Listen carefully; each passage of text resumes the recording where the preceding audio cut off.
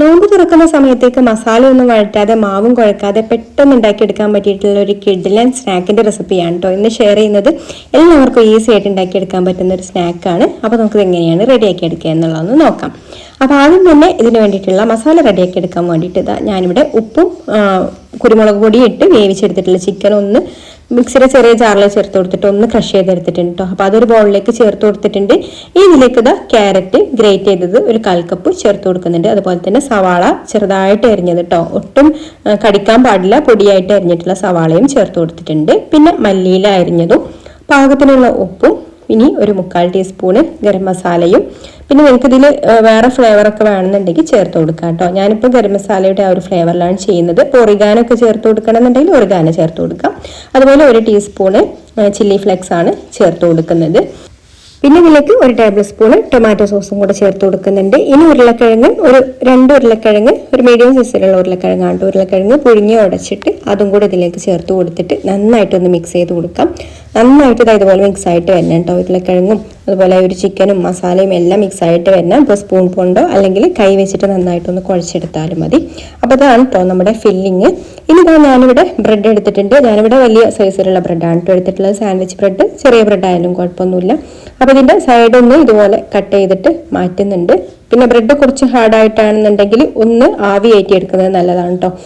നമുക്കിത് പൊട്ടി പോവാതിരിക്കും ആവി കയറ്റി എടുത്താൽ. അപ്പോൾ ഞാനൊന്ന് ജസ്റ്റ് ഒന്ന് ആവിയിൽ വെച്ച് കൊടുത്തിട്ടുണ്ട്. ആവി ഒന്ന് കയറ്റി എടുത്തതിന് ശേഷം ഇതുപോലെ ഒന്ന് പരത്തിയെടുക്കുന്നുണ്ട്. നന്നായിട്ട് ഇതുപോലെ പരത്തിയെടുത്തതിന് ശേഷം ഈ ഒരു ഫില്ലിംഗ് ഉണ്ടല്ലോ, അത് നമ്മളിതാ ഇതുപോലെ കുറച്ച് തിന്നായിട്ട് ഇങ്ങനെ ഒന്ന് പരത്തി കൊടുക്കുന്നുണ്ട്. എല്ലാ ഭാഗത്തും ഒരേ കനത്തിൽ നന്നായിട്ട് ഇതുപോലെ ഒന്ന് സ്പ്രെഡ് ചെയ്ത് കൊടുക്കാം. എന്നിട്ട് നമുക്ക് ഇതുപോലെ അങ്ങ് റോൾ ചെയ്ത് കൊടുക്കാം.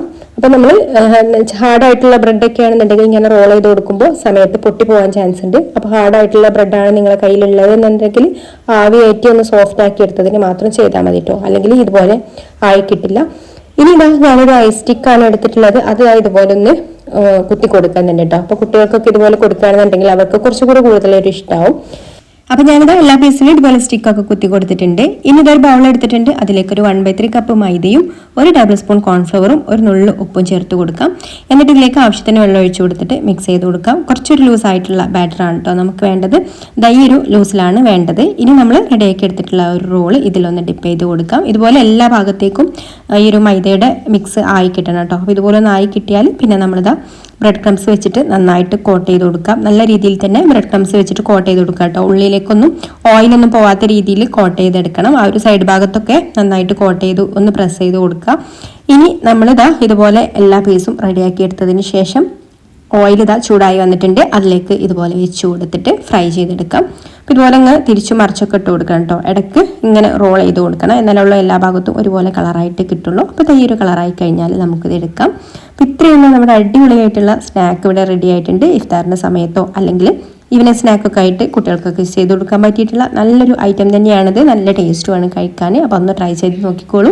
ഇഷ്ടമായിട്ടുണ്ടെങ്കിൽ ലൈക്ക് ചെയ്യാനും ഷെയർ ചെയ്യാനും ചാനൽ സബ്സ്ക്രൈബ് ചെയ്യാനും ഫേസ്ബുക്കിലാണ് കാണുന്നതെന്നുണ്ടെങ്കിൽ പേജ് ഒന്ന് ഫോളോ ചെയ്യാനും കൂടി മറക്കല്ലേ.